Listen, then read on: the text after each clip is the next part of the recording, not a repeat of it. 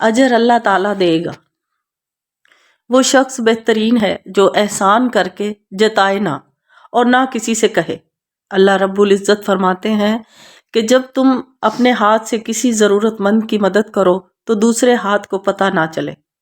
اللہ کے نزدیک وہی شخص اچھا ہے اللہ تعالیٰ کی بنائی ہوئی مخلوق سے اچھا سلوک کرے۔ احسان کا بدلہ نہ مانگو کیونکہ اس کا اجر اللہ تعالیٰ دیں گے۔ زندگی میں کبھی بھی آپ کو لگے کہ رزق کی کمی ہو رہی ہے تو آپ اللہ کی راہ میں دینا شروع کر دیں۔ اللہ رب العالمین کسی کا بھی قرض نہیں رکھتے۔ آپ 1 دیں گے وہ مالک 10 دے گا، آپ 100 دیں گے وہ 1000 دے گا، آپ 1000 دیں گے وہ اور 10 گنا دے گا۔ پرندوں کو دانہ ڈالیں، اپنے گھر کی چھت پر پانی اور دانے کا انتظام کریں۔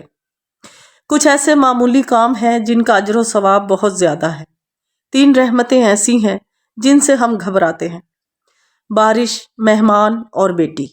جب اللہ تعالیٰ خوش ہوتے ہیں تو بارش برساتے ہیں، مہمان بھیجتے ہیں، بیٹی کے روپ میں اپنی رحمت بھیجتے ہیں اور فرماتے ہیں کہ جا ہم نے تیرے لیے رزق کے دروازے کھول دیے ہیں۔ ان چھوٹی چھوٹی باتوں میں اللہ پاک کی خوشی شامل ہے، تو کیوں نہ ہم اللہ کو خوش رکھیں۔